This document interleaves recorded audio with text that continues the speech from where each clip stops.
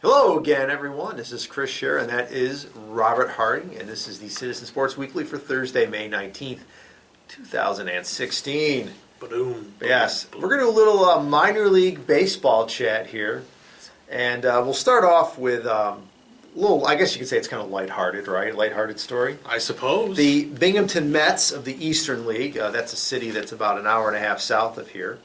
And Double-A team. Double-A team in the Eastern League, the Binghamton Mets. Go figure, they're affiliated with the Mets, But that's one of the things. They want to change the team's name. And, of course, we have the Double Days here in Auburn. We had that name changed from the Auburn Astros to the Double Days back 20 years ago. So, it's always fun to do these types of things because it gets the fans involved and makes them feel that they have a part or a say in what the team's going to be called. So I don't know where they got these names from, but Binghamton has 6 finalists for the team's new name that the fans are going to vote on. And again, I don't know whether these were submitted by fans. I think they were. Or whether they were submitted by the team. But we have 6 names. I'll read them off, and Robert, I can kind of go through, tell what we like, what we don't like. We have the Bullheads, the Rumble Ponies, the Gobblers, be great for Thanksgiving, right? The Rocking Horses, the Timber Jockeys, and finally, last and certainly not least, the Stud Muffins. Let me just go on the record and say, if it's the Stud Muffins, I'll laugh my butt off. Now, Stud Muffins does not. We're going to analyze, should there be a team named the Stud Muffins? And if they did, what would the uniforms look like? That's a good question. What would the uniforms Well, look like? it's minor league baseball. Yeah. You could have some variety with this. I'd like to ask Paul Lucas, who's the main man, the UniWatch guy. He's the guy on UniWatch.com. He's the man who knows everything about Major League Baseball, minor league baseball jerseys.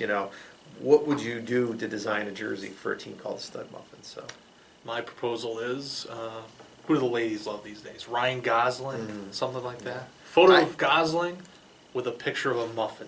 My hunch, it's either going to be Bullheads or Rocking Horses. That's my hunch. It's going to be one of those two. Rocking Horses is a good sleeper, I think. Carousel horse type thing. Yeah. Well, that's the thing, and we were talking about this before we pressed record on this thing, is that 4 of the 6 names that fans are voting on have a connection. Binghamton has like a large collection of carousels in the city, and so 4 of the 6 names play that up. There's some carousel link in there. So maybe excessive. They could have played up something else, perhaps. Is Binghamton only known for carousels? I don't think so. Now, did you have an idea? Any of these 6 names did you like, or what would you suggest then if you didn't like any of these 6? Rumble Ponies is interesting. I thought, and I we were talking about this again too, that you could play up other aspects of the region, the Binghamton Speedies. Right. Yes. That's a popular food, popular dish, if you will, from that part of the state. You mentioned the Tri-Cities connection. Triplets. The old Binghamton has had baseball for decades, since the early 1930s, and the team was called from the early 30s through the late 60s the Triplets. They played in the Eastern League. They played in the York-Penn League, actually, and they were affiliated with the Yankees for a very long time. So if you Google Binghamton Triplets, you'll see pictures of what their uniforms looked like, and very Yankee-esque. Pinstripes with triplets in script across the chest. Very classy. I like the Triplets. And for those who don't know, Binghamton, Endicott, and Johnson City are the Tri-Cities, or the Triple Cities of the southern tier there. Not throwing in Vestal. I guess Vestal doesn't get counted, but it's Binghamton, Johnson City, where my sister-in-law and brother-in-law live, by the way, and Endicott. So I like the Triplets. I wish they'd go back to that. It's a nice throwback name. You can have a good-looking throwback jersey. I think that's really the one that I would go with. Blast from the past. But I know that you look more to the future than I do. Certainly. But if you were going to come up with something besides Speedies, or what would you go with? I don't know. See, it's always tough because Right. you have to think in minor league Mhm. terms, and Yeah. I mean, honestly, these names fit the type of name you Well, would think yeah, of with I mean, a Double-A baseball well, team. Well, we've So had it's- we've had river rats and muck dogs and what's some of the other minor league You got the Iron Pigs, valley cats and it just Scrappers. scrappers. I mean, it's like I just like traditional names. I mean, I like a name that honors the area, like the Lowell Spinners. I like the Spinners. That's a good nickname. Okay. Okay, textiles and everything in Lowell. That's a good nickname. You know, I like nicknames like that. But I mean, come on, gobblers. I mean, they have a turkey on their hat. I mean, come on, they're gonna have a big turkey on their chest. It would be great. I mean, yeah, like they like a bunch of turkeys. Rumble ponies. I mean, some of these names are too long for a uniform. By the way, I mean seriously, you got to think about the production of it. Rumble ponies is a really long nickname. I think that could be the longest nickname. Well, there's what? There's four. Again, four of these names are two-word Right. team names. I think mean, Bullheads is going to get it. It's short. Interesting. It's an animal. Realistically, the only team I can think of that has a fish is the Carolina Mudcats, and they got that classic logo of the catfish. Right. Back in the '90s, that was pretty big. The Mudcats. So I could see Bullheads, Susquehanna River. How about the Binghamton Susquehannas would be awesome. The Binghamton Upstaters. Oh, there you go. Possibilities are endless. Yes, but I like that. I don't know. I just like something a little more classical, I guess. So, I don't blame you. Yeah. Those names are pretty goofy. anything else you want to add? On this? No. Yeah. Absolutely On this, yeah. All right. All right. Our next topic is another minor league baseball topic, and this is dealing with the York-Penn League, of which Auburn is a member of. And I have this thing I used to call the old guard of the New York-Penn League. These were the teams that really the league was founded upon and were stalwarts of the New York-Penn League for many years. Cities like Geneva, Utica, Watertown, Auburn, Elmira, Jamestown, Niagara Falls. I mean, these were the upstate cities that were the backbone of the New York-Penn League for decades. And Jamestown left 2 years ago. They've been gone now for 2 years this coming season.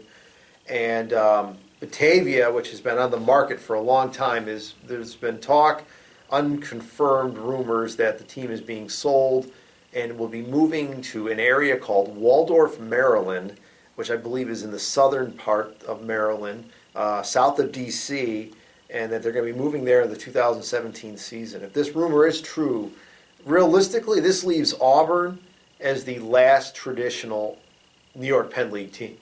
We're the last ones. We have Troy, Capital District. They're within the last 15 years, 20 years.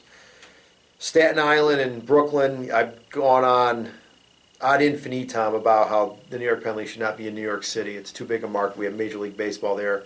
Minor League Baseball should not be in Brooklyn and Staten Island. I'm sorry. And then Hudson Valley, which has been in the league for more than 20 years now and is a very good team in the league, and I don't have any qualms with them being in the league. But the upstate New York cities, they're basically gone now. We're the last one, really, the last of the original upstate New York teams in the New York-Penn League. And the league has just changed so much over the last 20 years. I mean, it's in Ohio, it's in eastern Massachusetts, it's in Maryland, it's in Pennsylvania, it's in West Virginia. I mean, it's really spread out now where it's not really a New York-Penn League anymore. It's more like a mid-Atlantic Northeastern League, really. It's changed so much. We have a team in Connecticut. I mean, Oneonta. I forgot about Oneonta. Oneonta's gone too. Yep. It's just really sad when I think about Leo Pinckney, who was our sports editor here in Auburn for more than 30 years and who was president of the New York-Penn League in the early 90s. And Leo passed away almost 10 years ago, and I know that he would not be happy with seeing Batavia and Jamestown out of the league. But then on the other hand, he understood how the business of baseball worked, and he understood it. So, I mean, he would not be happy about it, but he definitely understands it. And, I'm not happy about it, but, I mean, the handwriting's on the wall. It's been there for a while. The team is not drawing anybody. They don't average even 1,000 fans a game. It's sad, but it's true that this team is going to be leaving. And, the New York-Penn League, it's a little less of a New York-Penn League, I guess, when you have a team moving to Southern Maryland. Yeah, I was just thinking, how long can you call it that when teams are leaving New York? And it's been interesting to see. Of course, Jamestown within the past few years, moving to West Virginia. The possibility that the Muckdogs will probably be moving. I actually Yeah, you're from that hail area. from Western New York. Lived about less than a half hour from Batavia, and went to certainly a few Muckdogs games, and actually Ricky Williams, famous Miami Dolphins running I back, remember he played for the Muckdogs. played a season, I believe, in He Batavia. did. He was in the Phillies organization. So that's interesting, but I mean, it's the realities, as you were alluding to, of the business, and it's funny how you talk about it at the major league level, whether it's football or baseball, but it does trickle down to the minor leagues, and the New York-Penn League, I think, is a great example of it. That the league is shifting away to these bigger markets with slightly bigger stadiums. I mean, we're not talking 50,000 seat No. ballparks, but they can fit 7,000, 8,000, maybe even 10,000 at peak. But you look at, say, Auburn, where we are, and the attendance. I think last year they drew 1,400 people. For the Penn League, that's probably okay for now, but who knows what happens in a couple of years. They might say that look, we need more Staten Islands and Brooklyns and West Virginias, with the relationship there in Morgantown that they have, and some of these other parks, and we need less Auburns because we need to draw more fans. We need to bring in the revenue. It's unfortunate, but it is part of the business, and It is a business. and the thing I'll miss though is upstate New York having that rich minor league baseball history. Jamestown, Batavia. You mentioned Oneonta. I mean, we could go on. I mean, Utica. how many of these smaller cities had teams Little back in the day? Falls. Little Falls had a team. yeah. Newark had a team. That's right. Okay? I mean, it just... Did Geneva have one? Oh, of course, yeah. Yeah. Geneva. Oh, Pete Rose played there. Geneva had a team for many years, from the 30s, 40s into the mid 90s. Wow. Yeah, I mean, basically in the mid 90s, the New York-Penn League, Major League Baseball told its minor league teams, either you get your stadiums up to a certain standard or you lose your team. And Auburn and Syracuse built new stadiums, kept their teams. Geneva didn't, Utica didn't, Watertown didn't. They all lost their teams. Yeah. I mean, that's really what it comes down to. So, but Yeah, it's it's one of the harsh realities, I guess, of I mean, we see it even at the major league level. We can talk about this, that you look at all of the new parks that have been built in recent years. I'm going to go to one next week, Nationals Park. In New York City, you have Yankee State, the new Yankee Stadium, and Citi Field. I mean, everything's got to be bigger, better, more expensive, Yeah. more amenities, all of this stuff, and that trickles down. And even at the minor league level, in short season A, they expect you to have some of the I guess luxuries in baseball. So it's tough, but hopefully at least here in Auburn, the team will stick around for a little bit longer than we saw with the Muckdogs. Yeah, I hope so. And, I think we can talk about the future of baseball in Auburn for another video, because I think we could do one video on that. But like I said, it's a sad day if it is true, and I can't believe it wouldn't be true, because like I said, the team has been on the market now for a few years, but we'll see. All right, Robert, anything else you want to add? I'm all set. All right, folks, that's it for this week. We'll see you next week. Take care.